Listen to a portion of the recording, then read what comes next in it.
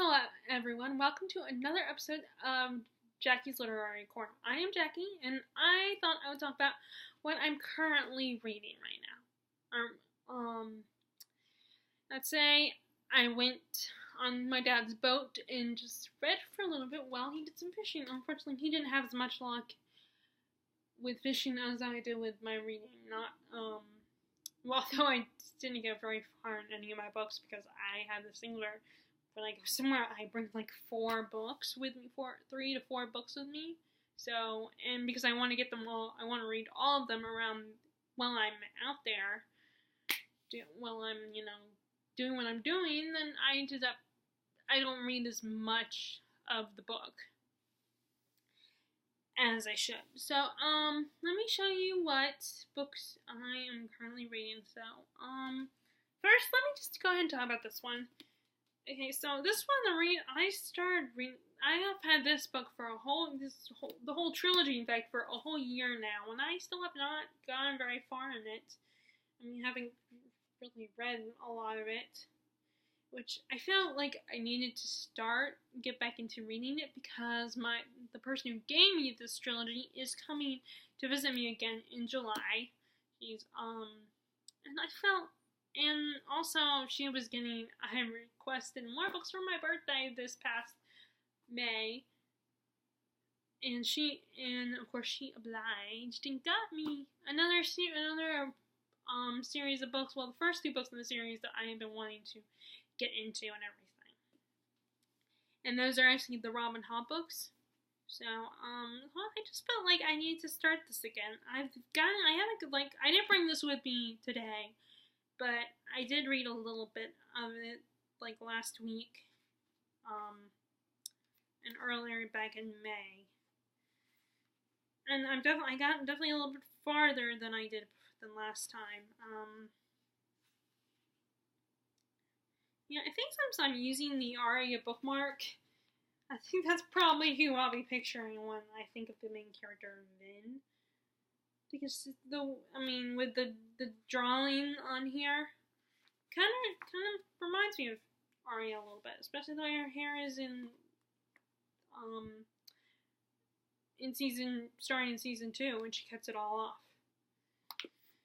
So there's not much for me to say about this book because I didn't get far. She's joined Kelser's crew and stuff, and he has revealed his intentions for their little group. They're gonna overthrow the Empire, and of course Vin and the others they don't know, they think it's a crazy idea, and of course Vin thinks to her brother she has trust issues, so she doesn't trust them and thinks Kelsier is full of BS, essentially. So, and it's revealed what her powers, that she are Mistborn skills and all that. So again, not very. That's right.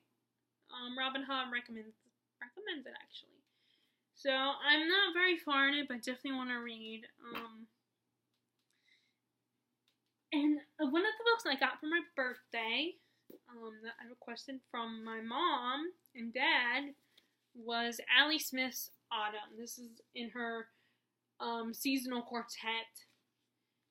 The funny thing about this book is that the writing style is stream of consciousness, and I didn't think, because I tried to read To the Lighthouse by Virginia Woolf, and I just could not get into that book. So I thought that I just didn't like the writing style, but this one I've gotten into. As you can see, I read quite a handful of pages from this one. And I definitely am not, I know what's going on, I understand the basics and stuff. I'm not as confused and not as what the hell as I was with To the Lighthouse. So I gotta read, so obviously because I have no self-control and I can't wait, I started reading this book as well. So, so I read a little bit more of this one this week. But the 2 books I'm mostly focused on are Sarah Waters' The Paying Guest. Which I am just falling in love with Sarah Waters' writing. I love the story. which is kind of funny because I make it pretty adamant that I don't like romance. But the thing about this one is, yes, it's a romance, but I have such a hard time because I feel obligated to justify what specifically I don't like in romance. And like what makes certain romances, certain books that you could label as romances, why I prefer them over others. And I think because this is more, if anything, this is more literary. It's not just the romance, like not, it's literary fiction. I think it's considered literary. And it also has, it has LGBTQ representation. With now what I'm told, and what I actually have been told is that Sarah Waters writes, and I'm guessing that means that she herself is a lesbian, which I feel bad using that word because I feel like it's like a rude. I mean, even though it's it's the female equivalent to being gay, but I just feel weird and feel bad for referring to and character as a lesbian, but yes, it does. She writes a lot of books like that, and I always feel guilty and feel like I should read more. But the plots aren't interesting because I'm not a contemporary reader. I mean, I'll read literary fiction, adult literary fiction, which oftentimes is contemporary. But like YA contemporary is where it has most of that representation, and I always feel guilty but I just don't like contemporary. I'm not into, I mean, I made exceptions here and there, but, so this does have but either way, I'm really enjoying this book. It's not just about that, because I do like romance in my novel, I just don't like it being, I just have such a hard time explaining that to people, but I feel like I should explain that, so I can just explain it to my friend who loves reading romance novels. Like, I just don't like books that are labeled as romance. I like literary romance, but not the ones that are actually under the genre of romance. Nothing against those, and if you want to read them, like, if my friend wants to read them, then go for it. But, anyway,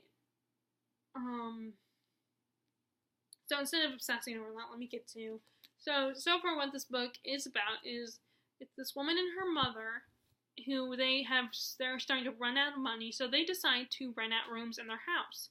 And this young married couple shows up. I don't want to do the mega backup crap. Sorry about that. This thing pops up and it's like, do you want to do mega backup to your computer? So anyway, where was I? Okay, so this young couple, and this is set in the 1920s. And the daughter is she becomes attracted to the wife of this couple. She finds herself drawn to her, and they become friends first, and then they start to fall in love with each other. But, of course, this is the 1920s, so being, gay or lesbian was not acceptable. It was frowned upon. So they have to keep, and also, not just that, but she's also married, so not just the whole fact that they are lesbians, but also because the one woman is married, so essentially they're having an affair. She's having an affair with the daughter, Frances. And right now, they finally hooked up. They finally had their moment where they kissed and made love and all that stuff. And like I said, they have to keep it secret from her husband and the woman's mom, and they're having a hard time finding time to secretly meet because, they're either Frances's mother is always home, and then by the evening, Lillian's husband comes home from work. And so I find this such a beautiful, I love Sarah Waters' writing style. I am getting lost in this beautiful story. And what I'm thinking about doing is when I read books like this, I'm thinking about, instead of doing one big review, I think what I might do is do books where I kind of update you on how the reading is going. Instead of doing this one huge review, just talking about the book little by little. because like I said, I'm not very good I'm not the greatest reviewer. So I want to find something, a way I can review a book, and that way, and I think I also know that part of the problem is I don't take notes when I'm reading, because most of the time I read during a time when it's kind of hard for me to actually take notes. Like, I'm in bed, and it's uncomfortable to write in your bed, or like, I'm at just a random like an appointment for me or an appointment for my mom, and I'm waiting in the doctor's office, or like we're traveling, or today I was in my dad's fishing boat, so it's kind of hard to take, even though I had my notebook, I had like my journal, and I had a pen. It was tricky to write, and plus it was hot, and I was feeling lethargic because of the heat, the heat kind of makes you drowsy. And the fact that like I said, I brought 4 books with me. So I wanted to read, and there was just a lot of distractions because there were a lot of beautiful houses on that lake. Like I said, it was hot, and sometimes there were, my dad would be talking or, talking to himself, and that would kind of strike me. And I'm starting to lose it, I'm starting to lose focus on the books I was reading, too. Okay, so the next book that I'm almost done with, this is the book I'm actually going to get done. I'm hoping this will be the first, I'm going to make sure this is the first book I get finished in June, and that is Circe by Madeline Miller. And as I've said in my other videos where I mentioned this book, I have not read Song of Achilles, but I'm hoping to read that at some point. I keep checking to see if it's at the used bookstore, but I might just have to get it when next time I go to Books A Million. Another book to add to my list. Because basically, I think the next time I go to Books A Million, I don't know if it's going to be when my friend is in town, because I've had a little deal with her that she was going to pick out 3 graphic novels from 3 of my favorite characters on the show, on the Gotham Batman universe. And those cost as much as books do. And I don't want to ask her to pay for them for me. So I have to narrow it down, my books. And that's very hard because there are a lot of books I want to read. So I'm kind of hoping that my mom offers, I don't know if that's going to happen, and my dad and mom are going to let that happen, because I think my mom would prefer me to wait until Terry comes before I buy another book. But then there's also books like, I had the first book in a series, and I need to buy the next one. I just got the first book in the Magician's trilogy, and I have the 3rd one, but I don't have the 2nd one, so I need to buy that. And I need to get a Torch Against the Night, and, and then Tower of Dawn, like I said, I haven't bought that, so it's like, ugh. And it's kind of risky for me to, my mom, I know, I would feel guilty, and my mom would, not, lecture me about buying way too many books if I did buy more than 4 books, along with the graphic novels. So, anyway, so I'm almost done with this one. I'm on chapter 20, actually, so I got 8 more chapters to go. Sorry, my glasses,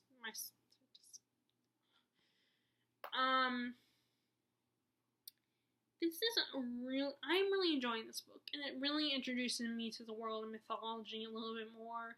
Like I said, when I read retellings of mythology, I don't want to read Rick Riordan, the middle grade books that he writes. I have nothing against them, and I have nothing against them, and I'm sure they're great, and maybe I would enjoy them if I read them, but if I'm going to read a retelling about mythology, I kind of want to read an adult retelling on mythology. Like, I want to buy Neil Gaiman's Norse mythology book as well, but I still have not read American Gods. That's another book I need to read that I have had for quite a while, and I still haven't gone on to it, because, I don't like jumping into the books after I just buy them. I want to savor the fact that I bought them, and savor them on my shelf. Fortunately, sometimes I savor them for way too long. So, I gotta read, and sometimes I just feel the urge to buy a book, to read them. And sometimes lately I've given into the urge of buying the new books, of reading the new books I just bought. This being one of them. So, this is basically a retelling of the story of the witch goddess Circe from the Odyssey. From what I've been told in the original Odyssey story, because I don't know if I'll ever be able to read that, but what Madeline Miller has said is that there's only 2 chapters about this character Circe in the Odyssey. So, and people write a lot of retellings about Odysseus and the other aspects of, but you never hear retellings about these other characters, especially like the female characters and stuff.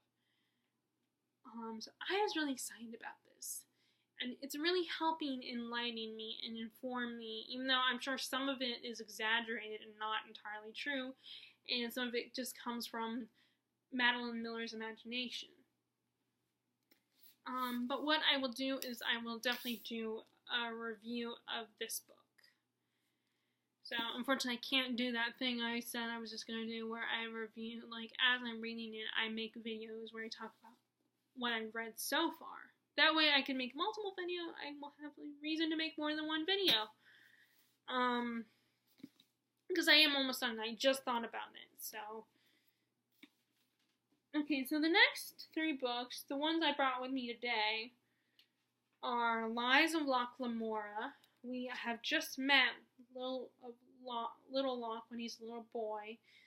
And the guy who's kind of been taken care of is trying to sell him to someone else because he has these powers, I guess, that the other orphans and his little fiefdom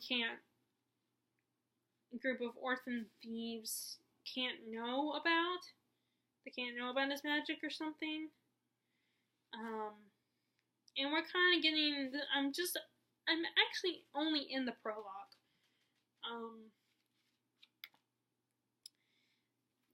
But I have been wanting to read this for a while, and I thought that the summer would be a really great time to do that, to read something like this.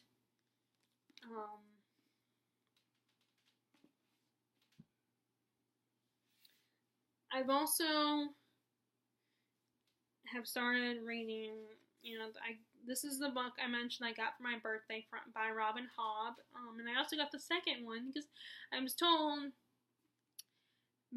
after watching Sam's Nonsense, Sam is a hardcore fan of Robin Hobb, she recommended you read this trilogy first. Because Robin Hobb is one of those authors that has this one big epic series, but within the series she writes little trilogies in between.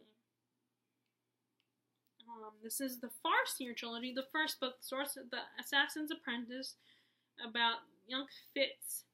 And it's the story. It starts when he's 6 years old. He's the son of he's the bastard son of one of the princes, Prince Chivalry. I don't know if that's how you say his name or not. And right now he's being the man who takes care of the princes, like his animals and stuff, is kind of raising and taking care of Fitz, our main character. And it has just been established that Fitz has this affinity for connecting with animals. But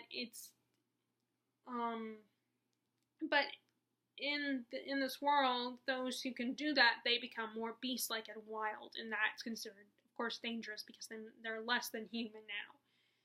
And his master, the one who's taking care of him,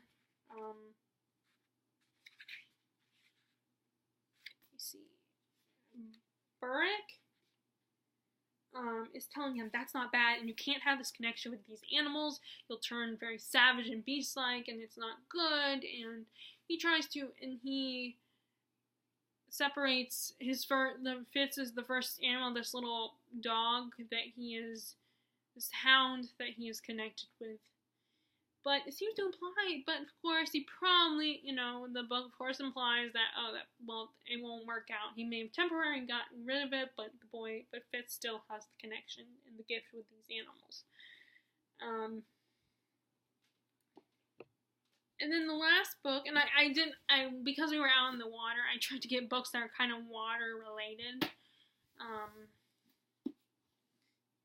The last one is The Essex Serpent by Sarah Perry. This was one of the books that won the Women's Prize back in, I want to say, 2016? I think? I can't remember. 2016 or 2017, I don't know. I have to look it up. But I thought it's such a beautiful cover, and some of my favorite booktubers, like Jennifer from Insert Literary Pun, read this book and reviewed it. And I just had, because with her, she's one of those booktubers that, especially because she reads a lot of literary fiction, and I want to get more into literary fiction. So if she talks about a great book, unless it's just something I'm not interested at all, and there are some books that she talks about that I'm just not interested. So she had talked about, she talked about how this was a good book. She really liked it. Of course, it wasn't perfect, but it was still a good book, and she really liked it. And I saw it at Barnes & Noble. I just jumped at the chance to get it, and I bought it. And isn't this such a beautiful cover? It has deckled edges, which is I love the deckled edge. I'm one of those people who loves deckled pages. And this is another one of those books I haven't gotten very far. This woman, Cora, her husband has just died. And the doctor kind of took care of her husband and was there for him while he was dying, has a bit of a crush on her, and he just found out that she and her son have left the town where they live. And he's kind of pissed off about that. So I don't know about him. His little thing for her is just a little bit creepy and bothersome. So I'm going to read a little bit more of that at some point soon. So those are all the books I'm currently kind of in the middle of. What books are you reading right now? Are you like me and reading more than one book, or are you focused on one book? If you like this video, be sure to give it a thumbs up and click subscribe if you haven't already. And to all people who are already subscribed to me, much love to all of you, and I hope you continue to enjoy your reading. Love you. Bye.